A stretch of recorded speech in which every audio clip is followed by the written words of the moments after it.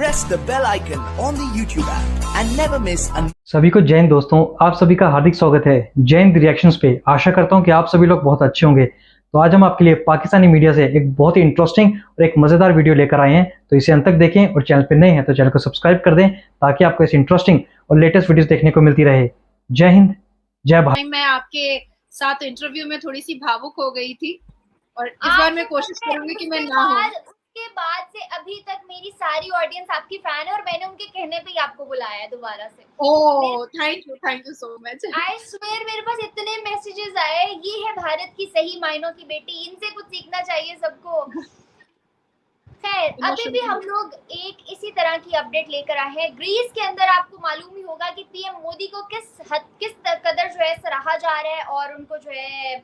Conferences के अंदर हर जगह उनको अवार्ड्स दिए जा रहे हैं, उनको ऑनर किया जा रहा है। और दूसरी जानिब अगर बाकी कंट्रीज के प्रेसिडेंट्स को देखा जाए, प्राइम मिनिस्टर्स को देखा जाए, तो एक वक्त होता था बड़ा प्रायोरिटाइज किया जाता था, मगर अब सबसे ऊंची कुर्सी पे पीएम मोदी जी को बिठाया जा रहा है। क्या कहेंगे इस सब के बारे में?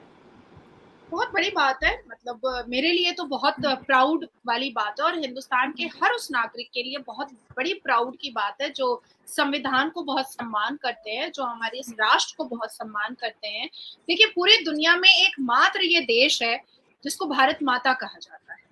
भारत माँ का दर्जा दिया जाता है। ये एक वाहिद एक देश है। इंदिरा गांधी जी 1983 में उन्होंने ग्रीस का विजिट किया था और उसके बाद आफ्टर अ डेकेड हमारे भारत के प्रधानमंत्री श्री नरेंद्र दामोदर दास मोदी जी ने विजिट किया है।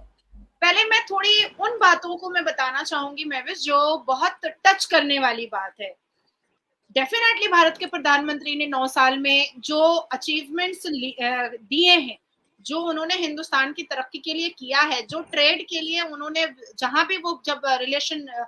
किसी जगह जाते हैं इस दुनिया में, विदेश विजिट करते हैं, फॉरेन विजिट करते हैं, तो वहां पर ट्रेड है, बायलैटरल रिलेशन है, सिक्योरिटी है, तो बहुत सारी चीजों के मुद्दे होते हैं जिसको रख करके किया जाता है। पर मुझे एक इंसिडेंट जो है ना, ये वाले बहुत क्विक उनका विजिट था, 1 day for a long day visit था, और क्विक विजिट के बाद वो यहाँ पर इंडिया रिटर्न आए थे क्योंकि उनको इसरो के जितने भी हमारे वैज्ञानिक हैं, जो इतना बड़ा अचीवमेंट था उसमें उनको भाग लेना था, तो इसलिए क्विक विजिट करके वो आए थे। पर उस क्विक विजिट में एक जो चीज है ना, वो भारतीयों को टच करने वाली चीज है और साथ साथ इस पूरे देश को वो चीज टच कर गई थी। वो ये था कि जब उनको किसी मंच पर खड़ा किया जा रहा था, ग्रीस में एक मंच पर, तो वहां पर इंडियन फ्लैग और ग्रीस के फ्लैग और साउथ अफ्रीका के फ्लैग उस मंच पर प्लेटफॉर्म पे गिरे हुए थे, जिसको हमारे भारत के प्रधानमंत्री खुद हाथ से उठाना स्टार्ट कर दिए थे, झुक करके। और तब जाकर के जो वहां के जो ब्यूरोक्रेट्स थे, वहां के जो मिनिस्टर्स थे, उन्होंने भी उनको देख करके अपने फ्लैग को सम्मान देना और उठाना स्टार्ट किया। और तब जाकर के फिर बाद में सिक्योरिटी एजेंसीज आई और उन्होंने हाथ से पूरे फ्लैग को उठा करके सबने अपने कोट के पॉकेट में डाला, क्योंकि हमारे भारत के प्रधानमंत्री ने फ्लैग उठा करके अपने कोट के पॉकेट में डाला था। तो ये मैं कहना चाह रही थी तुमको कि ये जो हमारे अंदर जो अपने राष्ट्र को लेकर के जो मान सम्मान है ना, हम इक्वल सम्मान दूसरे देश को भी देते हैं और उनके भी झंडे को देते हैं। हम क्यों कहते हैं कि जब तक हम अपने धर्म की इज्जत नहीं कर पाएंगे, हम दूसरों के धर्मों की इज्जत नहीं कर सकते हैं।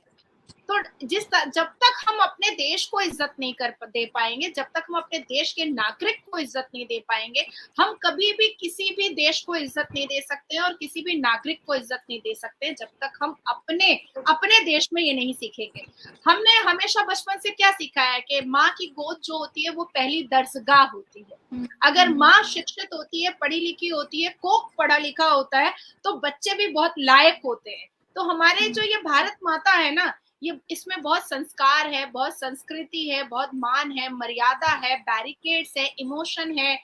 तो ये जस्टिस है। तो ये भूमि ही ऐसी है, ये भारत की मिट्टी ही ऐसी है जो दूसरों को भी जाकर के समझा देती है कि डिसिप्लिन, इज्जत, मान, मर्यादा, संस्कृति क्या होती है। अब मैं आपको बताना चाहूंगी कि बहुत खूबसूरत मीटिंग रही है और सब बड़े मुद्दों पे मीटिंग रही है। हालांकि कुछ पाकिस्तानियों ने कोशिश किया था, जो ग्रीस में जो पाकिस्तानी रहते हैं उन्होंने अपनी मिचिल और मीटिंग को निकालने की कोशिश की थी और साथ ही साथ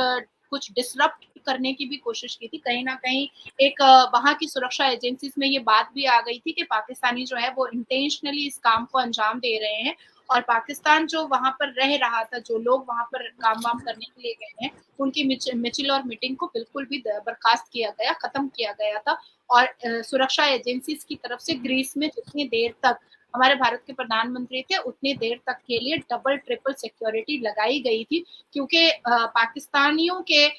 जो हाव भाव थे वो बहुत खतरनाक दिखाई दे रहे थे, क्योंकि जो हमेशा की बात है, लाइक अब तो पूरी दुनिया यूज्ड टू हो गई है कि पाकिस्तान मतलब ही आतंकवाद होता है। दूसरी चीज मैं कहूंगी कि हमारे भारत के प्रधानमंत्री ने एक बहुत अच्छी बात अपने स्पीच में कही है कि Greece and India natural match. इसके बाद फिर WFE के चीफ ने एक्सप्लेन किया कि हाउ G3 इज पॉसिबल। उसके बाद वहां के जितने भी भारतीय लोग हैं जो ग्रीस में, साउथ अफ्रीका में जो रहते हैं, वहां के लोगों ने बहुत अच्छा सा एक खूबसूरत सा मतलब होर्डिंग बनाकर रखा था कि वन अर्थ वन फैमिली। तो इसको हमारे भारत के प्रधानमंत्री ने अपने स्पीच में भी यूज किया और कहा कि भाई एक दुनिया है, हम एक फैमिली हैं और सबकी उन्नति को हमको लेकर के चलना है। देखिए जो हमारे वहां पर जो इंडिया के जो ब्यूरोक्रेट वहां पर बैठे हैं और जो एम्बेसडर बैठे हैं इंडिया के ग्रीस में, उन्होंने, टंडन जी ने एक बात बताई है प्रेस रिलीज के दौरान कि क्रॉस बॉर्डर टूरिज्म को लेकर के, उसके बाद फिर इम्पोर्टेंट एजेंडा को लेकर के,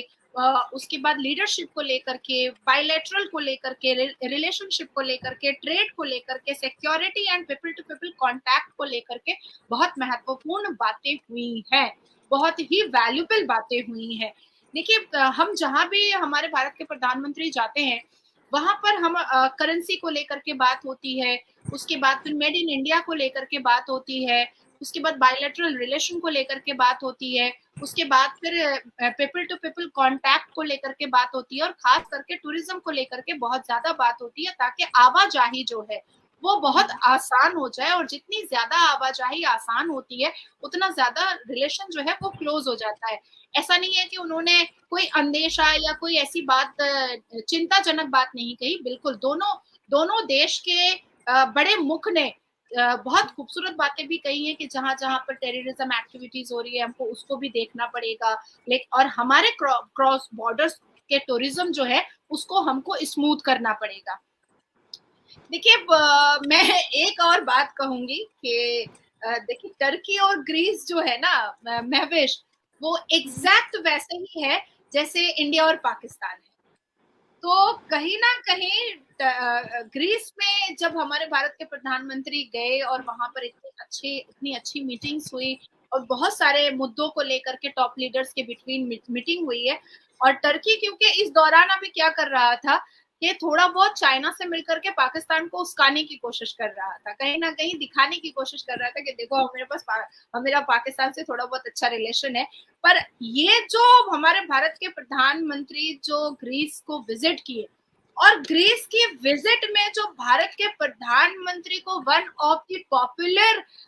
लीडर जो अनाउंस करके पुकारा गया मंच पर, और उनको जो सिविलाइजेशन के 15 अवार्ड्स मिले, वो टर्की के जितने भी लोग हैं उनके मुंह को बंद कर डाला। और फिर से एक बार एयर इंडिया की एक फ्लाइट लैंड करती है, 14 तोपों की 21 तोपों की सलामी होती है, वहां पर भारतीय नाट्यम होता है, ग्रीस के स्टूडेंट्स जो होते हैं, फॉरेनर स्टूडेंट्स जो होते हैं, वो बॉलीवुड के सॉन्ग पर और राष्ट्रभक्ति के सॉन्ग पर भारतीय नाट्यम करते हैं, चारों तरफ तिरंगा झंडा होता है, तिरंगे झंडे के फ्लैग के साथ एक गाड़ी आती है, उसमें भारत के प्रधानमंत्री जी के लिए बहुत जबरदस्त रेड कारपेट का पूरा बंदोबस्त होता है, चारों तरफ जो है वहां ग्रीस की आर्मीज होती है, ब्यूरोक्रेट्स होते हैं, और वहां पर के जो जितने भी टॉप लेवल के लीडर्स होते हैं, प्रेसिडेंट होते हैं, प्राइम मिनिस्टर होते हैं, वो लोग सब आकर के रिसीव करते हैं। और जब वो अपने होटल पहुंचते हैं तो होटल के बाहर नहीं भी तो कम से कम 50 लाख लोगों की भीड़ होती है, जो तिरंगा झंडा और मोदी जी के फोटो को लेकर के ये चिल्ला रही होती है, मोदी मोदी मोदी, भारत माता की जय। तो टर्की को लग गया, अरे मैं तो गधेड़ों पर निशाना लगा रहा था, ये पाकिस्तान तो गधे का ट्रेड करता है, ये गधा ही रह जाएगा, इससे कुछ ना होने वाला है, ये बेचारा छोकड़ीबाजी में ही बर्बाद हो जाएगा। औरतों को कैसे कपड़ा पहनना है, औरतों की छाती कैसे ढकवानी है, औरतों को हिजाब कैसे पहनाना है, औरतों को 4 औरतों को अपने बेड पर पॉलीगेमी के नाम से कैसे लाना है, लव जिहाद कैसे करवाना है, कन्वर्शन कैसे करवाना है, मस्जिदें कैसे तोड़वानी है। तो इसी चीज में पाकिस्तान रह गया और मदरसा छाप लोग रह गए। देखिए मदरसे के बच्चों से आप पूछिएगा कि विज्ञान क्या होता है, साइंस क्या होता है, वो आपको नहीं बता पाएगा, मैथ्स क्या होता है वो आपको नहीं बता पाएगा, आप उससे पूछिएगा ज्योग्राफी क्या होता है वो आपको नहीं बता पाएगा। लेकिन एक सनातनी धर्म के बच्चे से आप अगर पूछिएगा ना कि विज्ञान क्या होता है, तो अगर वो स्कूल नहीं भी पढ़ा है ना तो वो बता देगा। अलजेब्रा क्या होता है, वो अगर स्कूल नहीं भी पढ़ा होगा ना तो वो बता देगा। अगर आप उससे पूछिएगा कि साइंस क्या होता है, ज्योग्राफी क्या होता है, वो बता देगा। क्यों बताएगा? क्योंकि ऋग्वेद उसने पढ़ा हुआ है और ऋग्वेद में ये सारी चीजें हैं। दोस्तों आशा करता हूँ कि वीडियो को अपने अंत तक देखा होगा और ये वीडियो आपको बहुत पसंद आई होगी। अगर आपको वीडियो अच्छी लगी है तो इसे लाइक और शेयर जरूर कर दें और अपने विचार हमें कमेंट सेक्शन में लिखकर जरूर बताएं। हमें आपके कमेंट्स का इंतजार रहेगा और चैनल पे नए हैं तो चैनल को सब्सक्राइब कर दें ताकि आपको ऐसी इंटरेस्टिंग और लेटेस्ट वीडियोस देखने को मिलती रहे। तो चलिए फिर मिलेंगे ऐसी किसी इंटरेस्टिंग और मजेदार वीडियो में, तब तक अपना ध्यान रखिए। जय हिंद, जय भारत।